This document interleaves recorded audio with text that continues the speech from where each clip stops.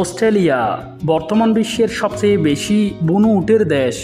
পরিসংখ্যান অনুসারে বর্তমানে দেশটির বিশাল শুষ্ক অঞ্চলে স্বাধীনভাবে ঘুরে বেড়ানো উটের সংখ্যা অন্তত 10 লাখ।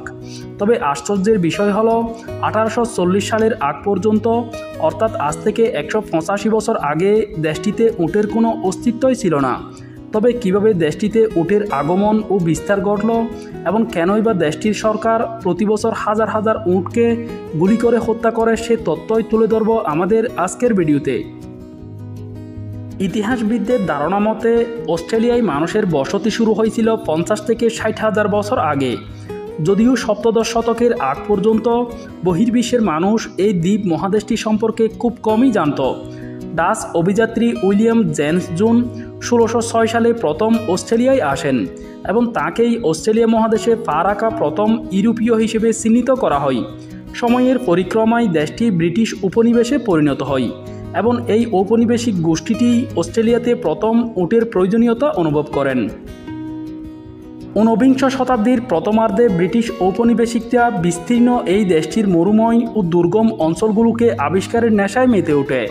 সেই সময় মোটর গাড়ি কিংবা রেল লাইনের মতো কোনো যোগাযোগ মাধ্যম না থাকায় মরুভূমিতে যাতায়াত ছিল খুবই কঠিন। আর ব্রিটিশ ঔপনিবেশিক শাসকরা যেই সব ঘোড়া ব্যবহার করত সেগুলো অস্ট্রেলিয়ার দক্ষিণ অংশের শুষ্ক আবহাওয়ায় ছিল একেবারেই অনুপযুক্ত। এই সমস্যার সমাধানের জন্য 1836 সালে নিউ সাউথ ওয়েলসের ঔপনিবেশিক সরকার ভারত থেকে অস্ট্রেলিয়ায় উট আমদানি করার চিন্তাভাবনা শুরু করে। সেই চিন্তা থেকেই 4 বছর পর, অর্থাৎ 1840 সালের অক্টোবরে অস্ট্রেলিয়ার মাটিতে প্রথমবারের মতো পা রাখে হেরি নামের এক কোচ বিশিষ্ট একটি উট।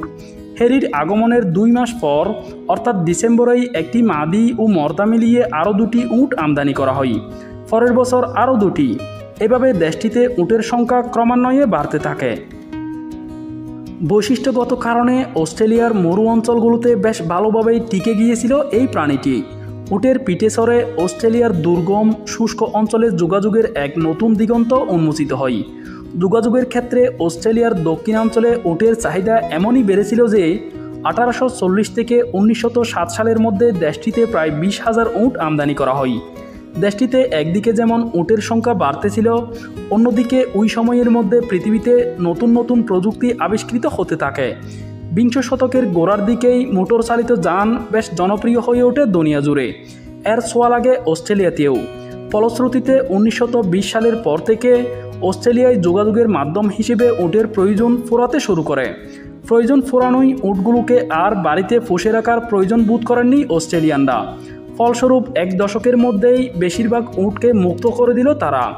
পরিত্যক্ত এইসব উট অস্ট্রেলিয়ার মরুময় দক্ষিণ, পশ্চিম, উত্তর অস্ট্রেলিয়া এবং কুইন্সল্যান্ডের প্রায় 33 লাখ বর্গ কিলোমিটারের বিস্তীর্ণ অঞ্চলে স্বাধীনভাবে ঘুরে বেড়াতে শুরু করলো। উন্মুক্ত পরিবেশ তাদের প্রজননে নতুন মাত্রা যোগ করে, ফলে খুব দ্রুত বাড়তে শুরু করে উটের সংখ্যা। অস্ট্রেলিয়ার বুনো উটেরা যেসব শুষ্ক অঞ্চলে বিচরণ করে সেই সব অঞ্চলে মূলত অস্ট্রেলিয়ার আদিবাসীরা বসবাস করে। অতীতের শিকারী জীবন থেকে বেরিয়ে তারা এখন পশুপালন এবং কৃষিকাজে অভ্যস্ত হয়ে উঠেছে। কিন্তু বিপুল সংখ্যক বন্য উটের কারণে দৈনন্দিন জীবনে তারা এখন নানা সমস্যার সম্মুখীন। যেমন আদিবাসী এবং তাদের পশুপালগুলো শুষ্ক মৌসুমে যেসব সীমিত জলাধারের উপর নির্ভর করে, উটের পাল এসে মুহূর্তেই সেটা সাবার করে দেয়। এমনকি খাদ্য ও পানির খোঁজে উটগুলো প্রায়ই তাদের বসতবাড়িতে এসে হামলে পড়ে। এছাড়া খরার সময় খাবারের খোঁজে হাজার হাজার উট যখন এক জায়গা থেকে অন্য জায়গার উদ্দেশ্যে রওনা দেয়, তখন প্রতিমধ্যে থাকা মানুষের গাছপালা, ক্ষেতখামার, ফসলাদি সবই নষ্ট করে ফেলে। সাম্প্রতিক এক পরিসংখ্যান মতে অস্ট্রেলিয়ার বুনো উটেরা প্রতি বছর যে পরিমাণ ক্ষতি সাধন করে তার মূল্যমান $1 কোটি চেয়েও বেশি। সার্বিক দিক বিবেচনা করে উটের সংখ্যা কমিয়ে আনার লক্ষ্যে অস্ট্রেলিয়ান সরকার প্রতি বছর হাজার হাজার উটকে গুলি করে হত্যার অনুমতি দেয়। এই কিলিং মিশনটি মূলত গাড়িতে থাকা স্বয়ংক্রিয় বন্দুক এবং উপরে থাকা হেলিকপ্টার থেকে এরিয়াল শুটিংয়ের মাধ্যমে সম্পন্ন করা হয়। পরবর্তীতে মৃত উটগুলোকে জড়ো করে মাটি চাপা কিংবা আগুনে পুড়িয়ে ফেলা হয়।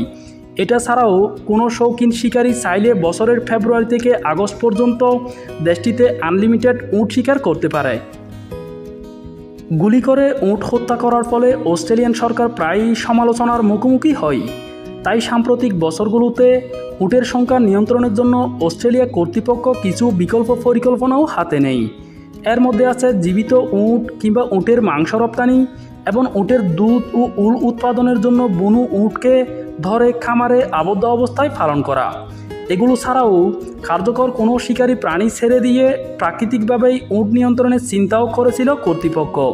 কিন্তু অস্ট্রেলিয়ার ওই রুক্ষ পরিবেশে উট শিকার করে বেঁচে থাকতে পারবে এমন প্রাণীর মধ্যে আছে শুধু ডিঙ্গু। এটি মূলত অস্ট্রেলিয়ার এক প্রজাতির শিকারী কুকুর। তবে এই ডিঙ্গুরা শুধু উট শাবকদেরই শিকার করতে পারে, বড় উট শিকার করা তাদের পক্ষে সম্ভব নয়। পরিশেষে এটা বলতে হয়, অনুকূল প্রাকৃতিক পরিবেশকে কাজে লাগিয়ে অস্ট্রেলিয়ার মুক্ত উটেরা প্রতিনিয়তই তাদের সংখ্যা বাড়াতে থাকে। অন্যদিকে তাদের সেই সংখ্যাকে নিয়ন্ত্রণে আনতে অস্ট্রেলিয়া সরকারকে কিছুদিন পরপর হাতে বন্দুক নিয়ে কিলিং মিশনে নামতে হয়। বন্ধুরা, এবার আমরা জানব অস্ট্রেলিয়ার জাতীয় পশু ক্যাঙ্গারু শিকার এবং ফ্যাক্টরিতে ক্যাঙ্গারুর মাংস প্রসেসিং সম্পর্কে। ক্যাঙ্গারু অস্ট্রেলিয়ার একটি প্রাচীনতম প্রাণী। চঞ্চল স্বভাবের তৃণভোজী এই প্রাণীটি হাজার হাজার বছর ধরেই অস্ট্রেলিয়ায় বসবাস করে আসছে। এরা সাধারণত ঘাস, লতাপাতা এবং বিভিন্ন ধরনের ফলমূল খেয়ে বেঁচে থাকে। বর্তমানে অস্ট্রেলিয়ায় 4 ধরনের ক্যাঙ্গারুর দেখা মেলে। এগুলো হলো red kangaroo, eastern grey kangaroo, western grey kangaroo এবং অ্যান্টিলোপাইন ক্যাঙ্গারু।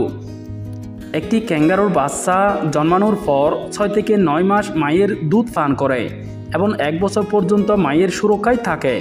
এরপর থেকে তারা স্বাধীন জীবনযাপন শুরু করে। বয়স 2 বছরে পৌঁছালে এরা প্রজনন সক্ষম হয় এবং প্রতিবার একটি করে বছরে 4 বার বাচ্চা দেয়। পরিসংখ্যান মতে বর্তমানে অস্ট্রেলিয়াতে ক্যাঙ্গারুর সংখ্যা 5 কোটি, যা দেশটির মোট জনসংখ্যার দ্বিগুণ, এবং নিয়ন্ত্রণ না করলে সংখ্যাটি প্রতি বছর 9 থেকে 11% হারে বাড়তে থাকে। বর্ধিত এই ক্যাঙ্গারুগুলো দেশটির প্রাকৃতিক পরিবেশ এবং কৃষি উৎপাদনে বিরূপ প্রভাব ফেলে। তাই দেশটির সরকার প্রতি বছর একটি নির্দিষ্ট সংখ্যক ক্যাঙ্গারু শিকারের অনুমতি দিয়ে থাকে। পরিসংখ্যান মতে বাণিজ্যিক উদ্দেশ্যে দেশটিতে প্রতি বছর গড়ে 3 মিলিয়ন বা 30 লাখ অ্যাডাল্ট ক্যাঙ্গারু গুলি করে হত্যা করা হয়। শিকার করা এসব ক্যাঙ্গারুকে পরবর্তীতে মাংস প্রক্রিয়াকরণ ফ্যাক্টরিতে পাঠিয়ে দেওয়া হয়। বাণিজ্যিক উদ্দেশ্যে যারা অস্ট্রেলিয়ায় ক্যাঙ্গারু শিকার এবং সেটার মাংস প্রসেসিং করে তাদের কিছু কঠোর নিয়মাবলী মেনে চলতে হয়। এখানে কেবল গুলি চালানোই দক্ষ লাইসেন্সধারী ব্যক্তি ক্যাঙ্গারু শিকার করতে পারে। গুলি করার সময় তাদের মাথায় গুলি করতে হবে, যেন সেটি অল্প সময়ের মধ্যেই মারা যায়। যদি কোনো কারণে গুলিটি মাথায় না লেগে শরীরের অন্য কোথাও লেগে আহত হয়, তাহলে সেটিকে দ্রুত খুঁজে বের করে হত্যা করতে হবে। এইসব নিয়মাবলী ঠিকমতো মানা হচ্ছে কিনা সেটা নিশ্চিত হতে স্থানীয় কর্তৃপক্ষ শিকারের কার্যক্রমটি নিয়মিত ইন্সপেকশন করে। শিকারের পর ক্যাঙ্গারুর লেজগুলো কেটে নিয়ে সরকারি কর্তৃপক্ষের কাছে জমা দিতে হয়।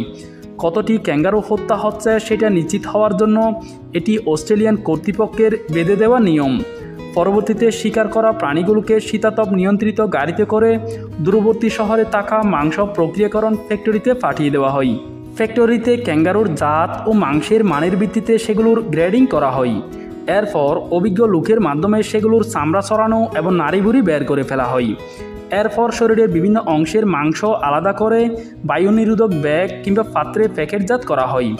এরপর সেগুলো একটি আদর্শ তাপমাত্রায় সংরক্ষণ করা হয়, যেন মাংসে কোনো ধরনের ব্যাকটেরিয়ার সংক্রমণ না ঘটে। এরপর মাংসগুলোকে রেফ্রিজারেটেড কন্টেইনারে ভরে দেশ বিদেশের বিপণন কেন্দ্রে পাঠিয়ে দেওয়া হয়। ক্যাঙ্গারুর মাংস তার লো স্যাচুরেটেড ফ্যাট এবং অনন্য পুষ্টিগুণের জন্য সারা বিশ্বে ব্যাপকভাবে সমাদৃত। প্রতি বছর অস্ট্রেলিয়া বিশ্বের বিভিন্ন দেশে 3000 টন ক্যাঙ্গারুর মাংস রপ্তানি করে। মাংসের পাশাপাশি ক্যাঙ্গারু থেকে উন্নত মানের চামড়াও পাওয়া যায়। ক্যাঙ্গারুর চামড়া থেকে তৈরি বিভিন্ন পণ্য তার দীর্ঘস্থায়িত্ব এবং সৌন্দর্যের জন্য খুবই জনপ্রিয়।